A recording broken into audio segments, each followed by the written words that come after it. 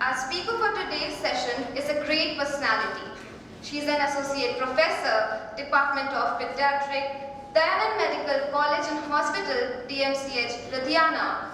She is also a medical advisor at Arpita Cancer Society, secretary at Punjab Thalassemia Welfare Society, chairperson, Access to Care Committee at Indian Pediatric Oncology Group, and lot more. She is none other than Dr. Shruti Kakkar ma'am. So to know more, I would like to invite Dr. Shruti Kakkar ma'am to come up and share some knowledge on thalassemia. Ladies and gentlemen, can we have a huge round of applause for Dr. Shruti Kakkar?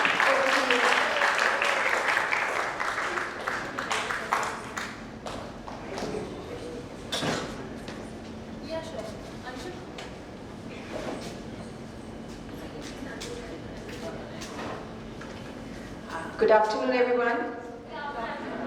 I think I'm really excited to meet all the young students in the LPU. This is not my first visit. I think I've been here earlier with your previous batches, had a Thalassemia Free India organization, and that was another talk on thalassemia. So before I start, I think I need to know a little bit about you. So, what's your name? Which area do you belong to? What course are you studying? My name is Dayanand and I'm from Srinagar and I'm studying right now B Pharmacy.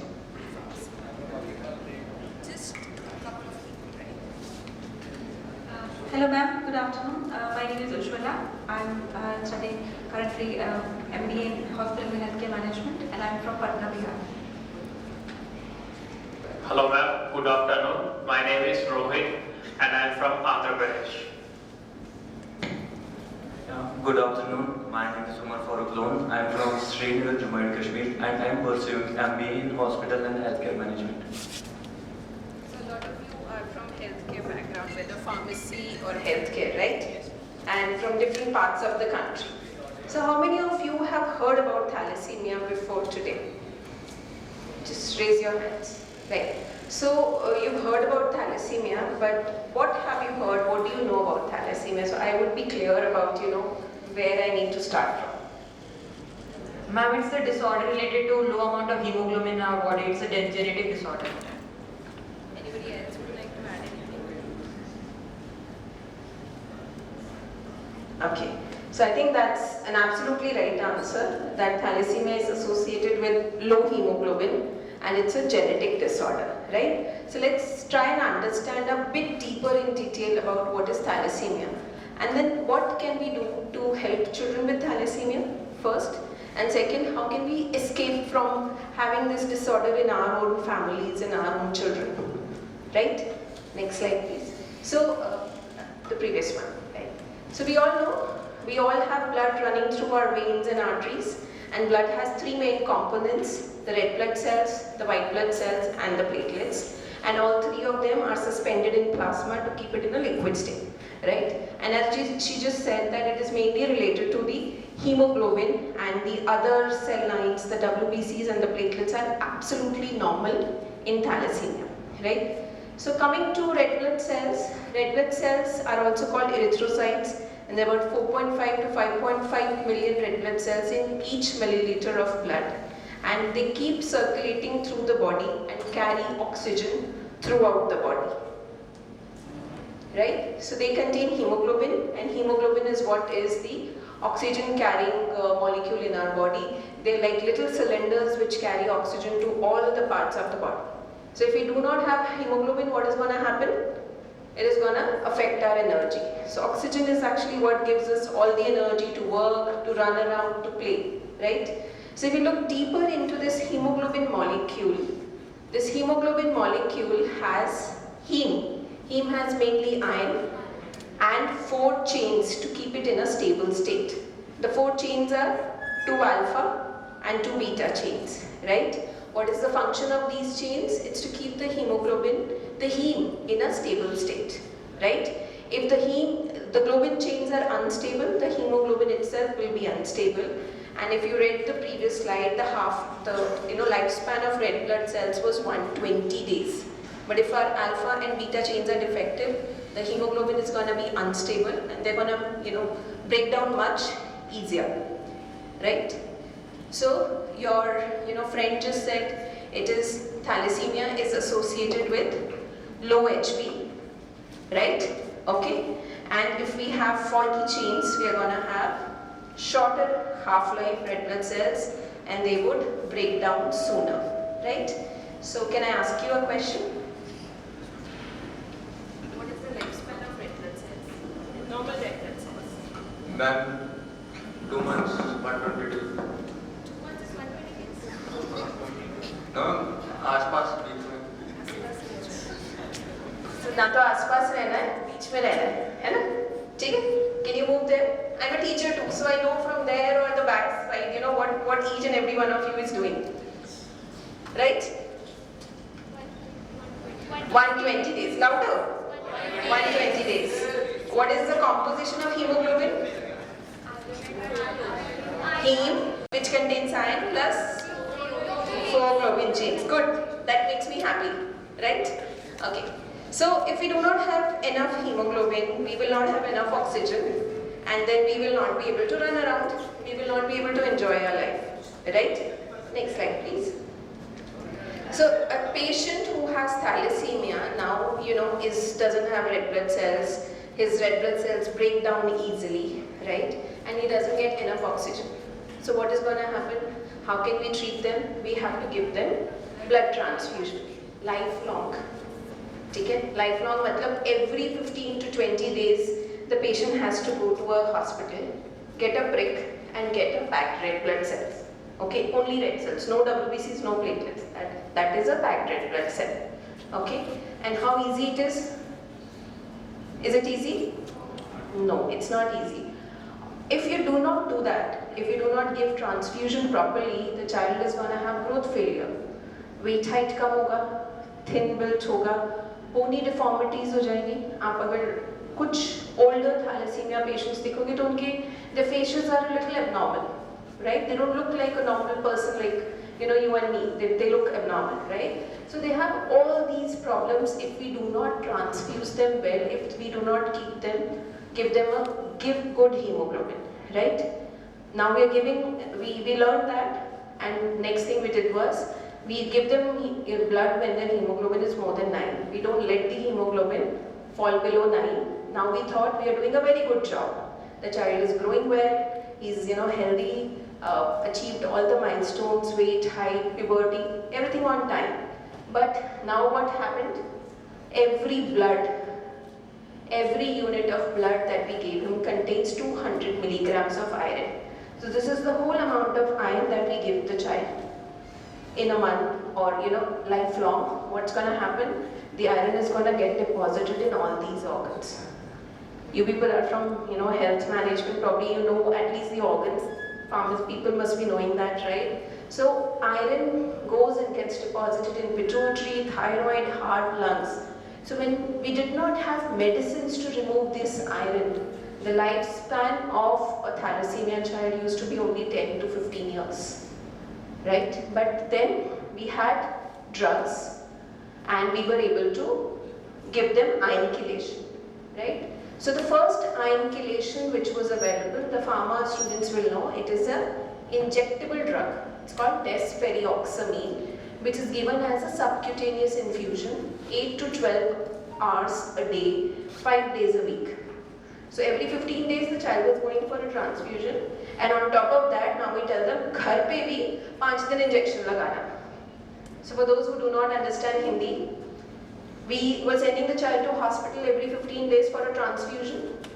On top of that, now we are telling that the child has to inject this injection every day at home also.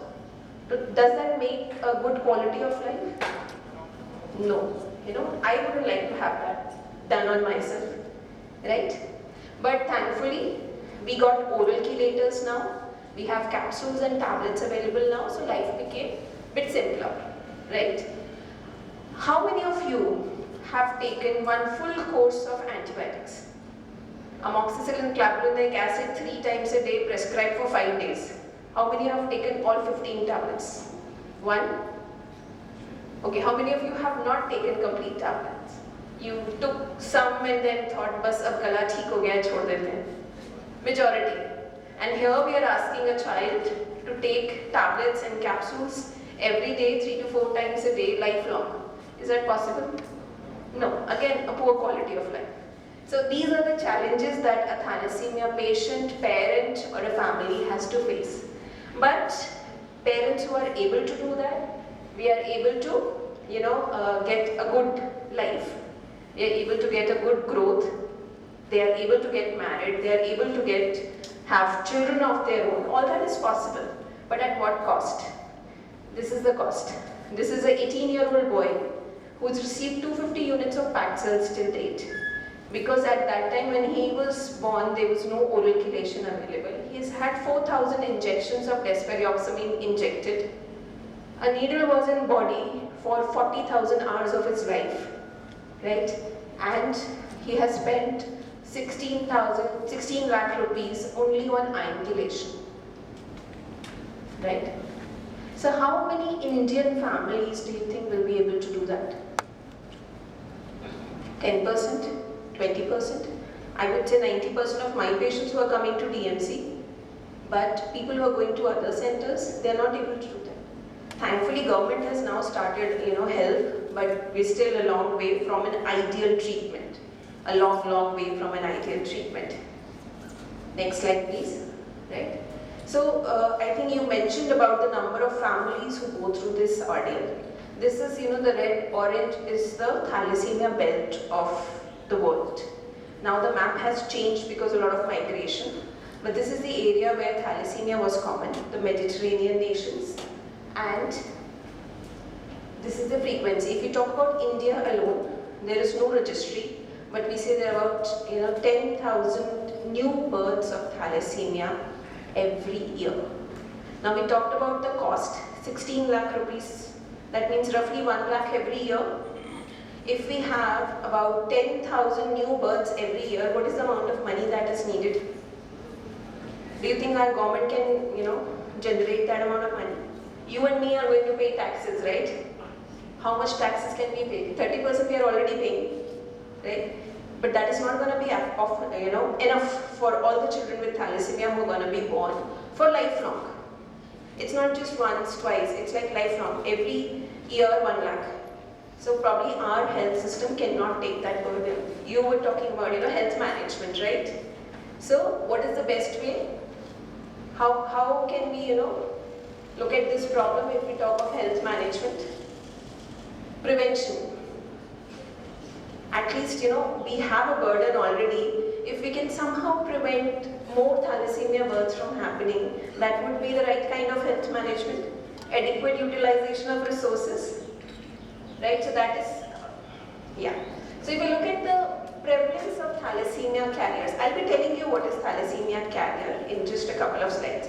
If you look at the number of thalassemia carriers in India, it varies. There are 2-3 areas which are very common, right? Punjab, Gujarat, and thalassemia is not common, but sickle cell anemia is common in the central part.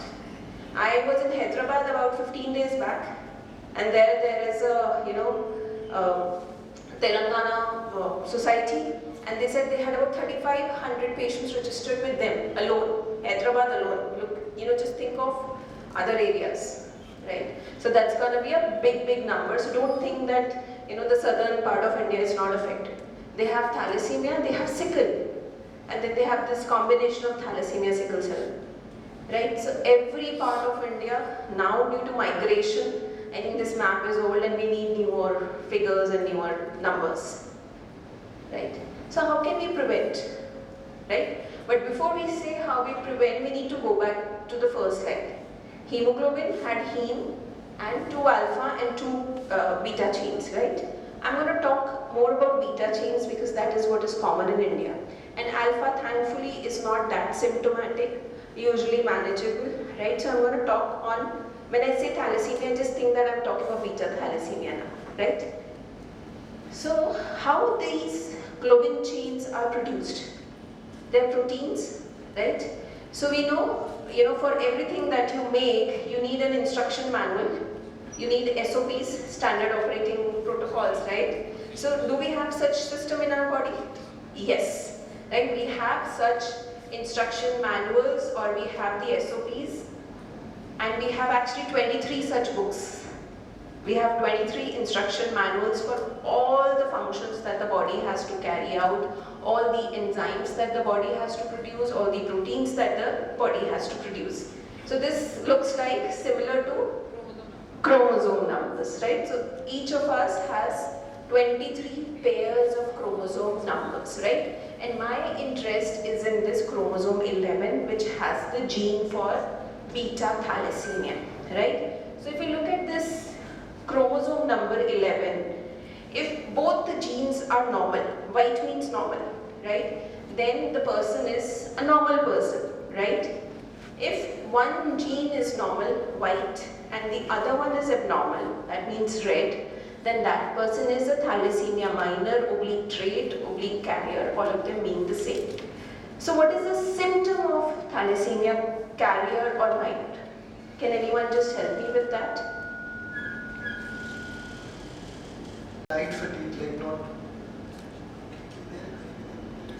decrease in the hemoglobin level, but it would not be very high. So they would have light symptoms. So I think your answer is partially correct. They have slightly lower hemoglobin, but if we ask about symptoms, no symptoms.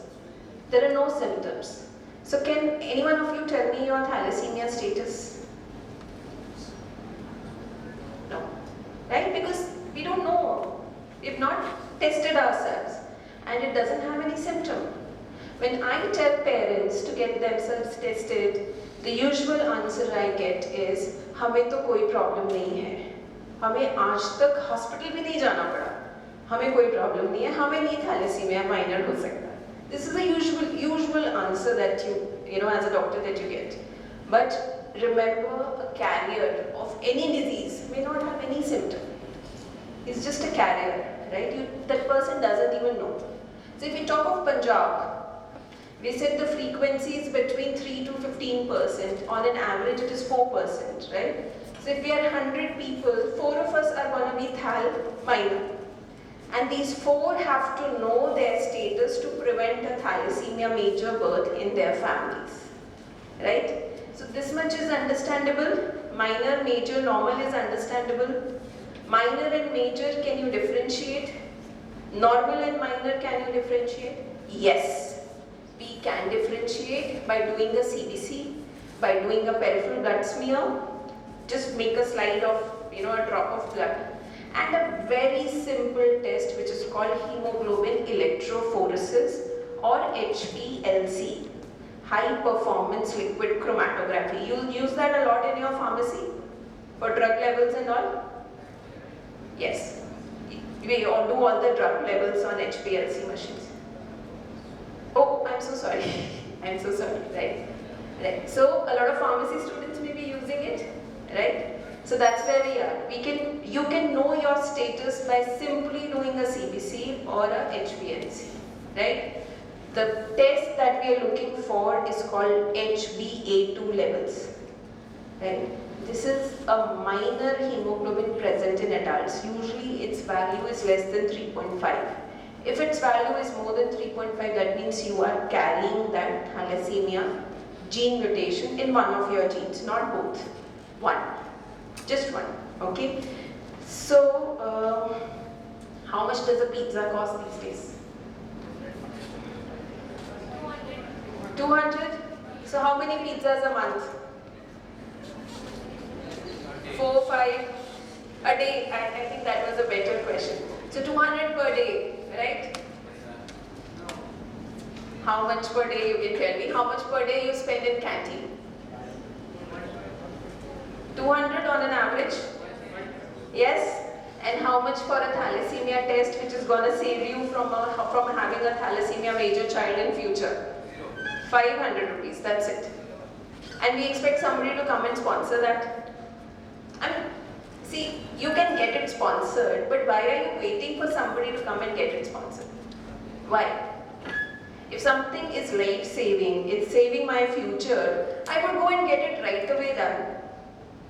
Right? If somebody has diabetes, do they wait for somebody to come and get a sugar tested for them? No, it's a one-time test. And it's your entire future which is dependent on this. So is it too expensive to spend 500 rupees? Too expensive? No, you need somebody to come and sponsor it. I really don't think we need somebody, we just need that awareness. Right? But if a lot of you say, then we'll try and arrange funds. I think Mr. Caro is there to help me out with this. So from that, we will go to how a thalassemia child is produced, right? So if you look at these parents, the father and the mother, right? Both of them are carriers of thalassemia trait. Their one gene is normal and the other gene carries a defective beta thalassemia gene. So the sperms that are produced, one is normal and the other is defective.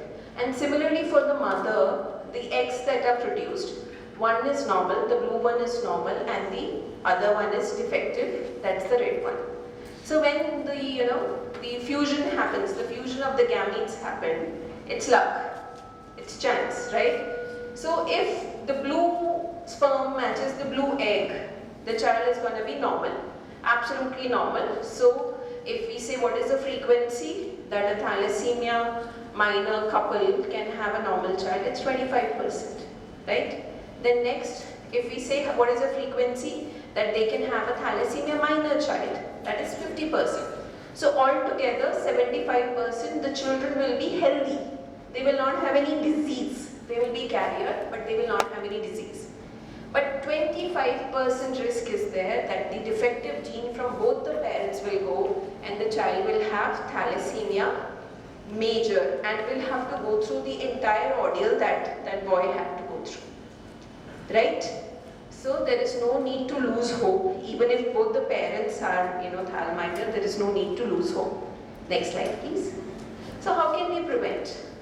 First thing, population education. That is what we are doing today. We are telling all of you what is thalassemia. How can you screen yourself? How can you get tested? How can you, plan a family when you are ready, right? Mass screening. We said Punjabis have a very high frequency. So we go out testing everybody in Punjab, right? That's called mass screen. We put up a camp tomorrow in LPU and say, whosoever are interested, please come and get yourself screened. So about 1,000 students get screened. That's mass screening, right? Third is genetic counseling. If a couple tests positive, then they need to understand what is their risk. And finally, prenatal diagnosis. That means if a pregnant mother comes to us between 10 to 11 weeks, we can put a small needle and take a small tissue from the baby and test whether that child is major, minor or normal. If the child is minor or normal, they can continue with the pregnancy. If the child is major, then we can just tell them that the child is major, final decision belongs to the family. Most families, in my experience, do not want a thal major child. So they undergo a medical termination of pregnancy, right? So this was the technique which was followed by this small, country called Cyprus. What they did was, the high school certificate mentioned whether a person is thal minor or normal, right? So when two people were getting married, they knew beforehand whether, they were thal minor, so they could go to a doctor, get prenatal testing done and prevent a thal major birth, right? So if Cyprus can do it, can we do it? Yes, but we have a lot of social taboos, है ना? कि high school certificate को लिखा है ना? Right? I just yesterday read a message on Twitter. One of my hematology colleagues had written, there is some disease known as ITP, in which the platelets are low. Nothing happens, only the platelets are low. A person divorced his wife because the platelets were low. Right? So हमारे देश में ना पहले लड़की गोरी है, काली है, पतली है, मोटी है, इस कास्ट को बिलोंग करती है, उस कास्ट को बिलोंग करती है, ऊपर से थैल माइनर है तो बस हो गया, है ना? So that's how the story ends. That no, we are not in favor of doing a mass screening because it doesn't result into anything. So what is the low-hanging fruit? How can we catch everybody? How can we prevent every birth? Right now, screen all the pregnant mothers. And that time the father will also listen because the mother is expecting, right? So that's the most low-lying fruit that we can really, take forward that screen all the antenatal mothers. If the mother is normal, the story stops there. If the mother is thylated, test the father. If he is normal, the story is over, right? But if both are minor, then we go ahead and test the fetus and check whether the child has thalassemia minor or major, right? So what is your takeaway message right now is get yourself tested. If you do not have a girlfriend or boyfriend, before you fall in love, look for thalassemia trait. If you are already in love, then please get yourself tested when you are, planning a family. Right? Message is clear? Absolutely clear?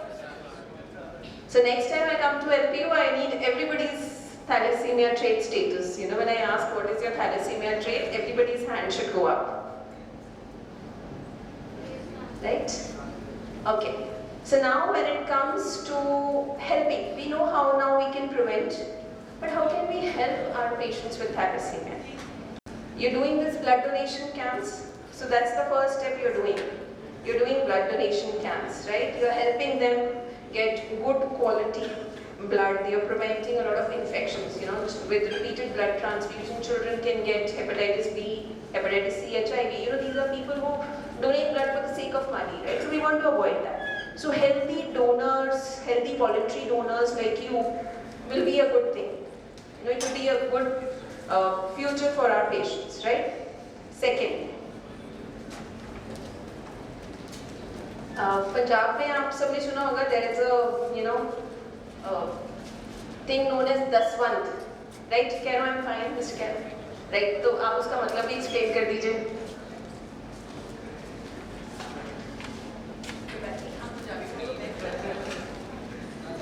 Hello, good afternoon.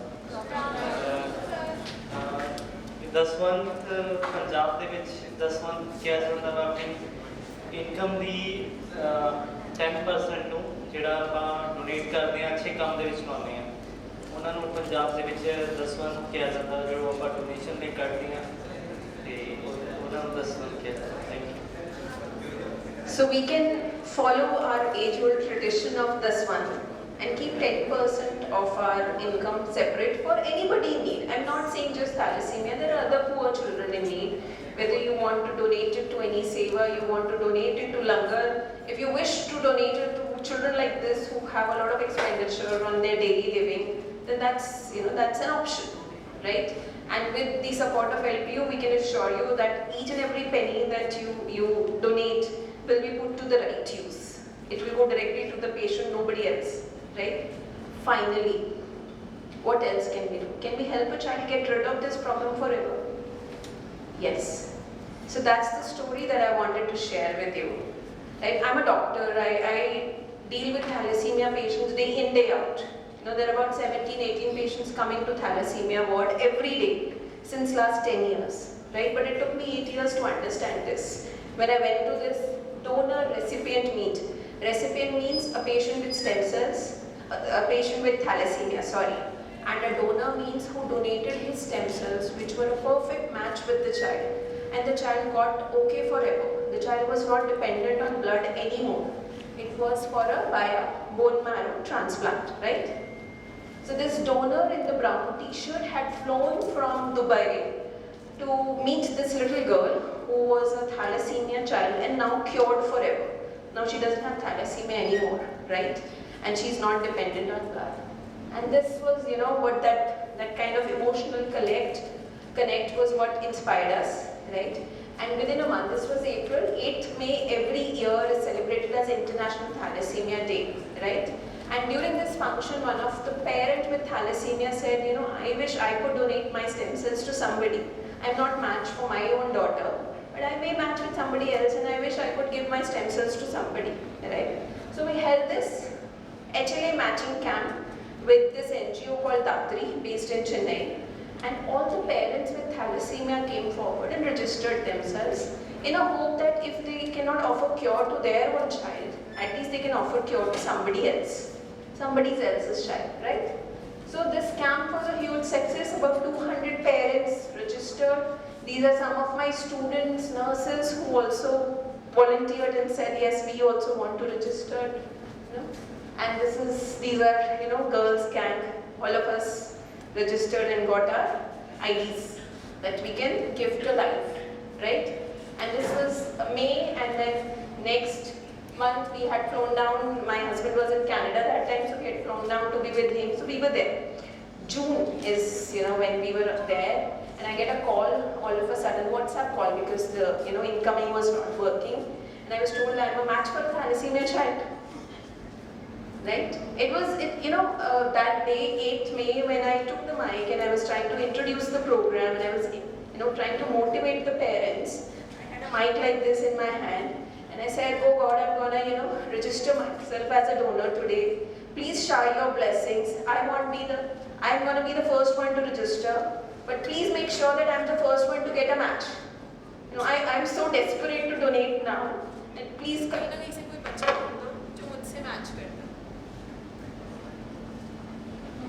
Right, so I think that mic had a direct connection to somewhere, right? Direct connection somewhere, and I got a call within a month's time. People have been waiting for 10, 15 years now. They've registered, they want to donate, but as luck would have it, they haven't registered.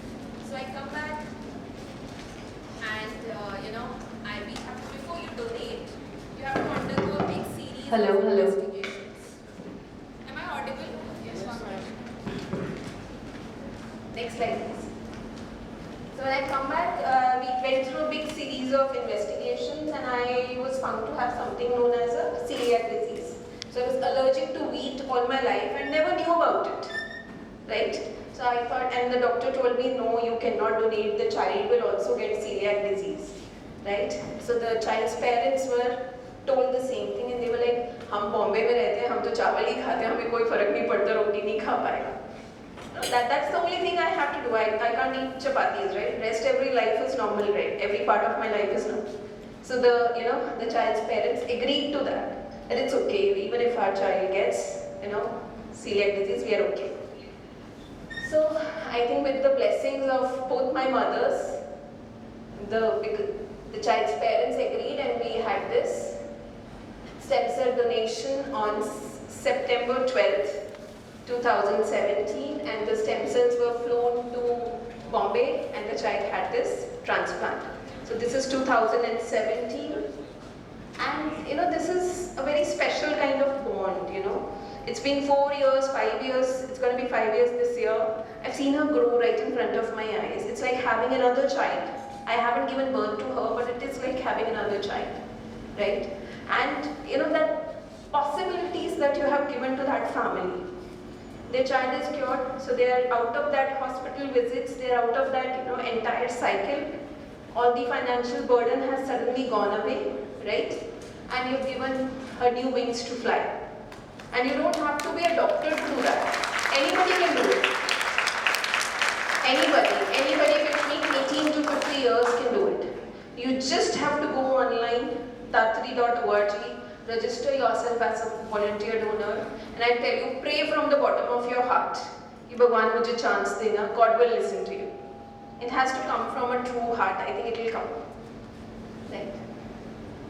So that's what I want to leave that message at the end. That just, you people are young, you have limitless possibilities, but whatever you do, always think, what is the effect it is going to have on other people. Have a little consideration for not so fortunate, right? Thank you. Thank you so much, ma'am, for the valuable information regarding thalassemia and for availing us all about it today. I would like to request Dr. Nitin Bhagwat, sir. Actually, ma'am, I was getting some questions from the people. Has any kind of query or question to ask? From here? Like if someone has minor, do they have very complicated? You have already talked about complications, but do they also have this age factor? Have their age span be limited? In case of minor. So minor, no complications, no age limitation. Most of the times people do not even know that they have thalassemia. right? Sometimes, during periods of stress, like a surgery, some serious infection, pregnancy, they may need a unit of blood. That's it. But that is possible with anybody for that matter, minor or not so normal people also. So minor, no complications. That's why we call it a minor or a carrier state. We don't label it as a disease per se, right?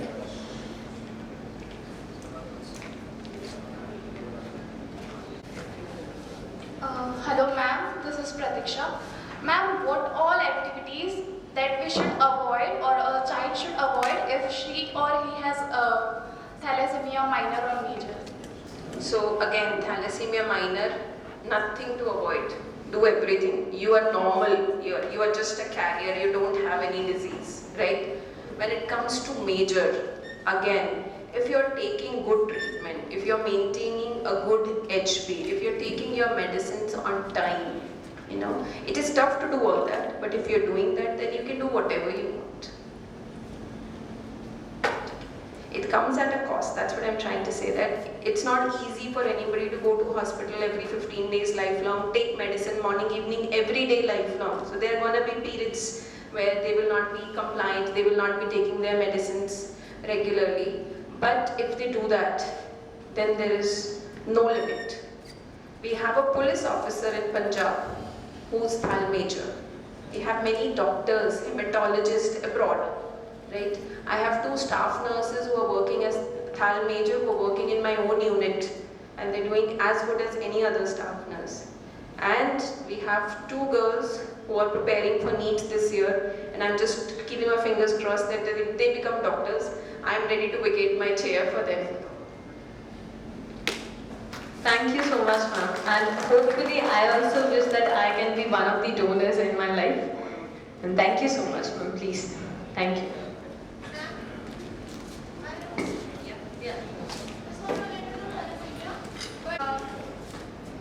I'm Astha and I'm a student of BA Honours Political Science. So I would love to know what sickle cell disease that you mentioned in the presentation today. So thank you, Astha. Sickle cell disease is another disorder related to hemoglobin, right? We talked of thalassemia where the genes were absent. Sickle cell anemia, the genes are not absent, they are mutated. They are in a change form. So instead of being a circular shape, the RBC becomes sickle shaped. You understand sickle shape, right? Half moon kind of shape. So, when we have this blood flowing in our body, it's easier for those red blood cells which are in a round shape, oval shape to roll around, right? If the RBCs become sickle shape, what is going to happen? They're going to get occluded, they're going to get interspersed with each other. They will, they will form a clot, they will block blood flow to the further organ, they will get trapped anywhere in the body. So, sickle cell anemia is another form of hemoglobin disorder, right, where the red cells are sickle shaped, which leads to a lot of other complications. If you talk to me, sickle cell is much more painful than thalassemia, right? Sickle cell is much more, painful, but thankfully it's not common in our part of the country, but it's very common in the central belt. Chhattisgarh, Bihar, West Bengal, Gujarat, Madhya Pradesh, the central belt, sickle is very common. So do we have any other question? We have a question. Is there any other way that a person can get infected by thalassemia other than from birth? No.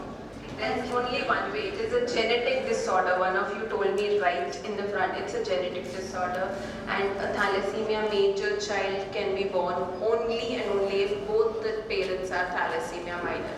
So the best way out is to screen the parents, whether you do it pre-marriage, you do it pre-conception, or you do it antenatal. The only way out is to prevent it by testing. So do we have any other questions? Okay, so we are done. Thank you so much, ma'am.